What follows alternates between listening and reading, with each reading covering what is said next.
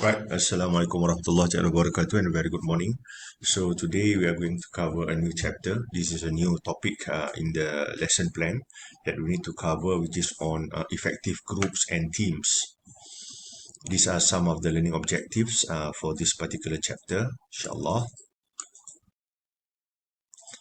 Alright, so what is the difference between groups and teams? It's kind of like similar, but the difference is that a group is a two or more people who interact with each other to accomplish a certain goals or meet certain needs. Beza, the difference with the team, and is still a group of people whose members work intensely with each other to achieve a specific common goal or objective. And like a football team, for example, we can see that they train in the morning and in the evening, so that's why we call them as a team instead of a group. And but kalau group ni maybe two or three members, macam kita buat group project, kita cuma interact in order to accomplish certain goals, and kita tak bekerja lah on a daily basis, and cuma once in a while we meet with each other in order to discuss on the work progress. So that is a group. So again, the characteristics of the teams and groups are being characterized by intensity, and then in terms of the presence of specific overriding team goal or objective.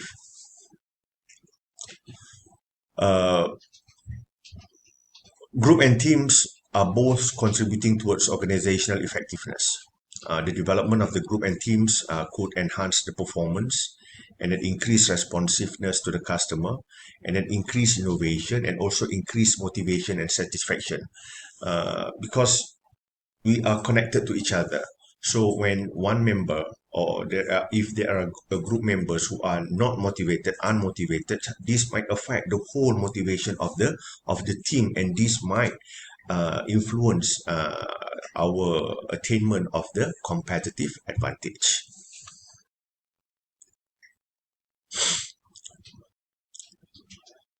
People working in a group are able to produce more higher quality outputs than would have been produced if each person had worked separately. It is very true.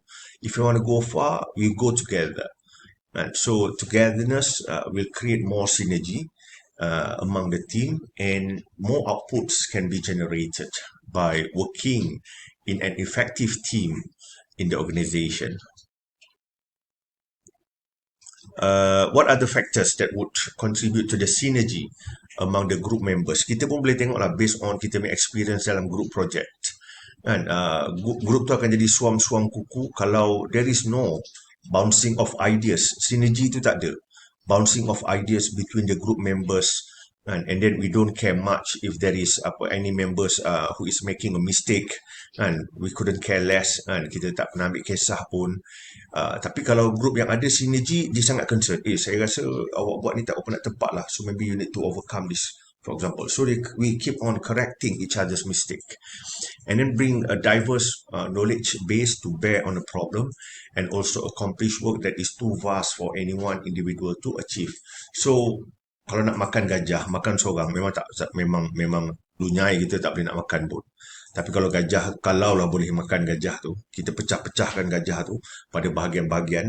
Jangan ambil gajah lah, ambil lembu juga lah kan. Kita pecah-pecahkan lembu tu pada bahagian-bahagian yang kecil. Kan? So, dia edible lah. Kan? That's how it works lah. In terms of the synergy, kan? Perkara yang besar, kita kongsikan bersama, so dia jadi lebih mudah. And then responsiveness to customer, and cross-functional teams can provide a wide variety of skills needed to meet customer demands, because customer demands are very vast, are very wide. So when we have such a strong team and groups working on a project, for example, and so maybe we can be more responsive to the customer. And then, of course, it leads to innovation, more ideas, and a variety of members would provide a variety of skills needed, and also a variety of creativity. Members of groups and particular teams are likely to be more satisfied than individuals, and team members can see how their efforts and expertise directly contribute to the achievement of the team and organizational goals, and they feel personally responsible. For example, if we take a group project lah, if that group project, if I were to assign as an individual assignment, and it's going to be a very heavy individual assignment. But then when we give it as part of a group project, kita korang boleh pecah-pecahkan tugasan-tugasan tertentu, and then you can see how part of your effort would contribute towards the development of the final report of the group project. This is the types of groups and teams in the organisation. Kita ada formal group, kita ada informal group, and memang group yang kita establish to achieve organizational goals, that is a formal group, and then informal group yang a group that managers or non-managerial employees form to help achieve their own goals or to meet their own needs lah.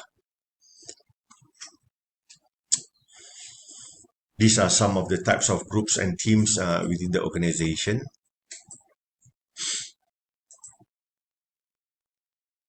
Kita ada self-managed team, virtual team, task forces, command groups, and research and development teams. And so, yes, I believe that in our organizations, we have different kind of teams depending on the nature of our business. What are the key to effective self-managed teams? Number one, give the team enough responsibility and autonomy to be truly self-managing. If you are talking about self-managing team, self-managed team, meaning that the team that can run on its own, the team who can perform without close monitoring ataupun close supervision by the top manager. And so, what do we need to move forward? And as a self-managed team, number one, of course, we need to have autonomy and we need to be provided with a clear direction and responsibility. And then number two, the team's tasks should be complex enough to include many different steps. And then of course we need to carefully select the members. And so kalau pilih orang yang ceret, for example, so dia tak membantu juga. And then managers should guide and coach, not supervise, and analyze training needs and be sure that training is provided. In terms of the group size, and ada yang prefer small groups, ada yang prefer bigger groups, and advantages of small groups, it is easier to coordinate, it is easier to communicate, it is easier to handle, and more motivated, satisfied and committed, easier to share information and be able to see the importance of their personal contributions. At least kalau 100% tu, and of the value of the work, kalau kita ada 4 orang, so everyone will contribute 25% lah. So nampaklah substantial sikit kita punya personal contribution. Tapi kalau kita ada 10 orang, 20 orang dalam satu group, and so out of 100%, so dah jadi 10%, 5% contribution saja. And so there is not much in terms of self-reflections on the contributions that we have contributed towards organizational goals. This is the advantage, and of course fewer resources, and because we have much smaller groups lah.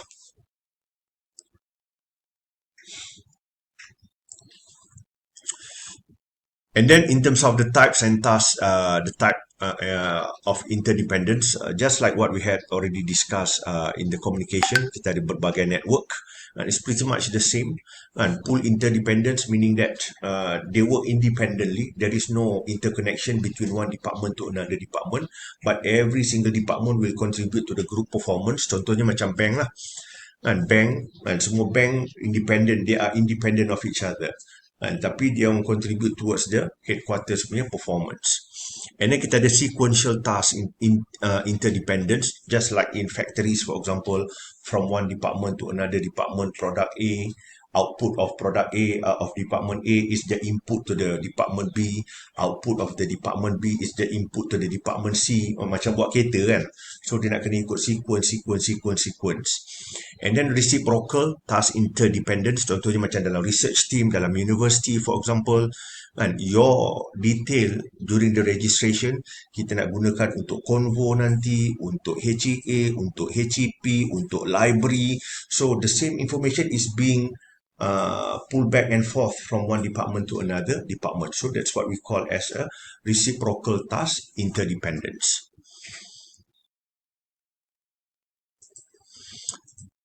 Group role and a set of behaviors and tasks that a member of a group is expected and because of his or her position in the group. And I like to talk about this and group leadership. Effective leadership is the key ingredients lah. Dalam mana-mana group pun, like I said, and I advise you, and the first thing that you need to appoint is a group leader. And then once we have appointed a group leader, and so the rest needs to become an effective group member lah.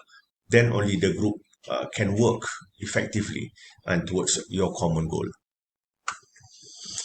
So this is the stages of the group development: forming, storming, norming, performing, and adjourning. And kita forming, getting to know each other, macam ice breaking lah. And then storming, group members experience conflict, and because some members do not wish to submit to demands of other group members into common.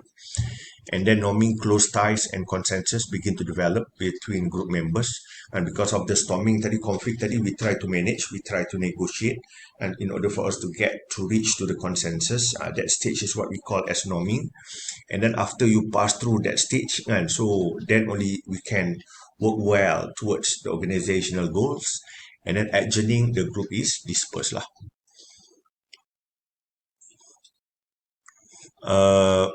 The rest, they talk about the group norms and in terms of what are the guidelines, rules, and behavioral aspect that every members must follow. And then group cohesiveness, the degree to which members are attached to their groups lah. Dan kadang-kadang group cohesiveness ni, kesepaduan ni kadang-kadang dia tinggi, kadang-kadang dia rendah. Depends on how effective or dynamic is the group, the group members within that particular groups lah. And so kalau tak ada cohesiveness, participation pun kurang lah, conformity pun kurang lah. Kita cakap okay, tak pun dia tak menyahut langsung. So nak kena dapatkan cohesiveness, kesepaduan, persetujuan, kebersamaan di dalam group. What are the factors leading to the group cohesiveness? Of course, the group size. Kalau besar sangat, susah kita nak manage. And then effectively manage diversity, faham masing-masingnya waktu kerja macam mana, and try dapatkan common ground, group identity, and healthy competition, and then success.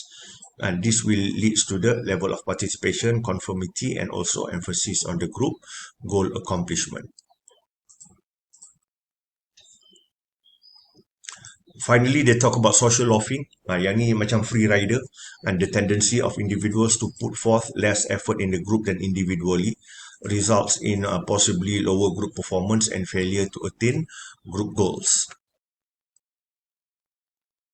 So, how can we reduce the social loafing? Making individual contributions to a group identifiable when possible. So, share dalam group, jangan hantar kat group leader, masukkan dalam group supaya masing-masing boleh nampak siapa yang dah buat kerja, siapa tak buat kerja, for example. Emphasizing the valuable contributions of individual members and keeping group size at an appropriate level. So this might reduce the social loafing. So I think that would be the end of the chapter. And so I'll see you when I see you. Okay. Assalamualaikum. Ciao.